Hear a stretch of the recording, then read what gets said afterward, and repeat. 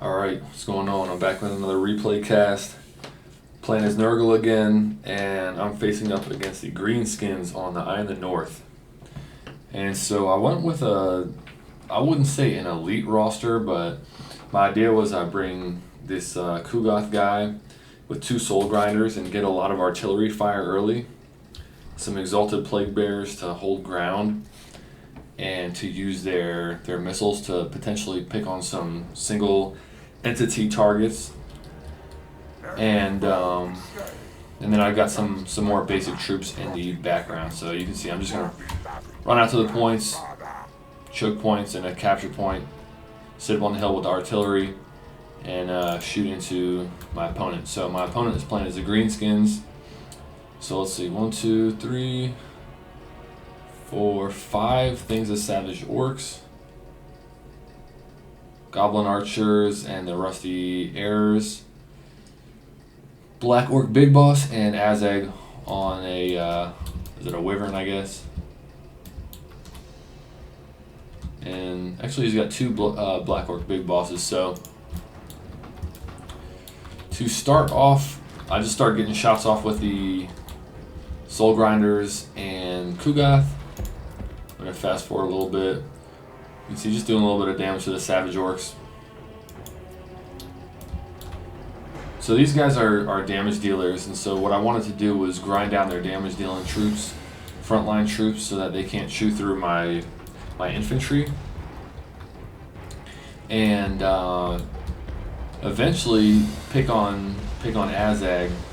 So you'll see from my reinforcements, actually, I guess you can't see the rosters, but for my reinforcements, I brought a bunch of the Marauder cavalry with the throwing axes. I brought some Forsaken, some Chaos Warriors with great weapons in case they brought something like Black Orcs. Forsaken, I figured just chew through normal infantry, because I saw they had a lot of Savage Orcs, and these guys don't have armor piercing. I took the squads of Forsaken. I'm going to run them off of these downward ramps, and then charge them down into the enemy. Still shooting with the Soul Grinders. See, wearing down these Savage Orcs. Azhag kind of hanging out. I'm trying to think what spells I brought with Kugoth. I know I brought the single target spell. In fact, I can just look at it right here. So Rancid Visitations for the single target. Blight Boil in case there were blob fights. I could drop an explosion on them. I figured that orcs don't have too many armor piercing troops, so I didn't bring the wind spell. And Fleshy Abundance. So charging downhill with the Forsaken on either side. And he did a good job and brought in some squig herds so that he had something that was anti-infantry. And so what I did was I brought in some Marauder Horsemen. I'm going to sit them on the top of this hill and get that downward angle and just throw axes down into the melee. They're jumping on top of the Forsaken. See, a lot of these guys are already pretty beat up. He's not getting Azhag like right into things yet. Let's see if he dives in here, or if he's just going to fly around and cast spells. You can see my Forsaken are actually getting pretty chewed up. I probably should have retargeted with my artillery and not shot into this area. But, you know, they got a lot more troops than I do, so it's not a big deal. Crashing in here. What do you pop? I guess he cast some kind of... It was a debuff. Foe Seeker. I can't see. Just trying to see what he got the life leeching from. He cast some kind of spell there. Same thing on the other side though, bringing Marauder Horsemen around the side, put them on the top of the ramp and just getting throwing axes downhill. You can see this Black Orc Big Boss took a pretty good amount of damage. That was from the projectiles from the Exalted Plague Bearers. And again, that's part of what I was looking to do with these guys is I could have them as ground holders, but also with their projectiles, pick on some of the single entity units. Forsaken just recovered their leadership once they got up to the top of the hill with some more allies. We got more Exalted Plague Bearers coming down, and they're targeting the Big Boss. Marauder Horsemen still sitting on top of the ramp. These guys as well, trying to back them away, keep them away from the Savage Orcs. Brought in some Chaos Warhounds, and figured they could help out with the with dealing with these Savage Orcs.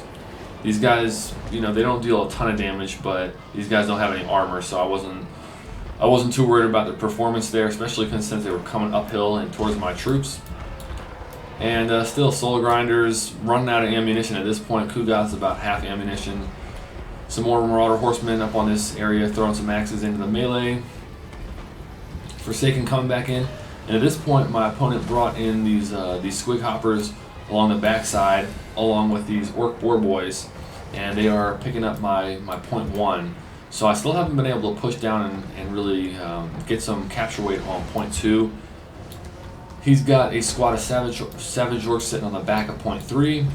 And right now I'm just trying to focus on, dealing with the middle, keeping them contained in there, and then also getting back to point 1. I realized that was going to be pressured, and I would need to get over there.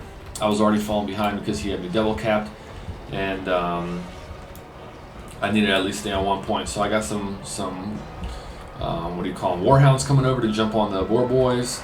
Trying to keep them away from the Squig Hoppers because these guys are anti-infantry, but they're just going to get smashed in there anyways. More Marauder Horsemen coming in on the side, going to get some flanking shots. You can see how I set them to position, but good play by him, getting the Squig Hoppers out of that melee. They didn't need to be there anymore. One Soul Grinder out of ammunition is coming into this fight. I wanted to get him in there and just try to push him off of point 1. Other one I just unsummoned because he was out of ammunition. And now he's coming uphill, and he's working his way off of point 2.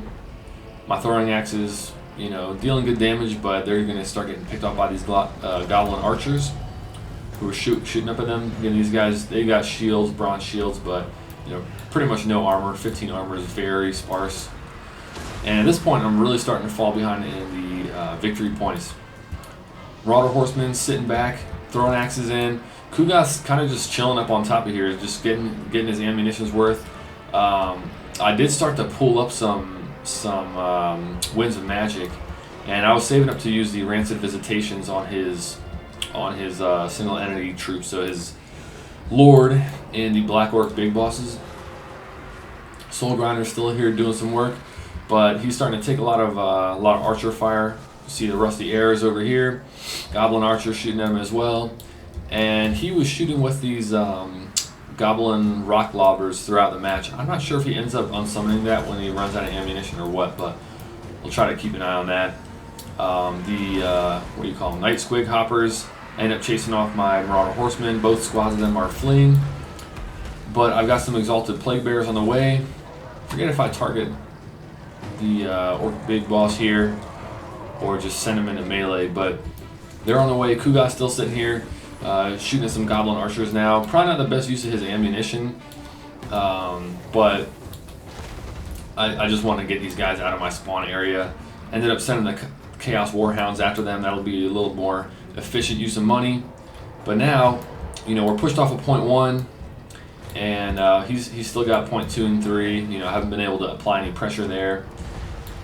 A little bit behind in the value trading, but this is the main thing. I have no units, and probably coming in with 2 Soul Grinders and Kugath is a horrible idea for starting. I just cannot get wins as Nurgle. I'm not sure what it is. I probably should just ask for some advice in the Turing Discord or something like that, but I'm having a lot of trouble with them. I've literally probably lost 7 games in a row or something before this one, and none of them were really close enough for me to feel like a recast was necessary. But just playing around with stuff, trying to figure out the different units and what matchups they're good in.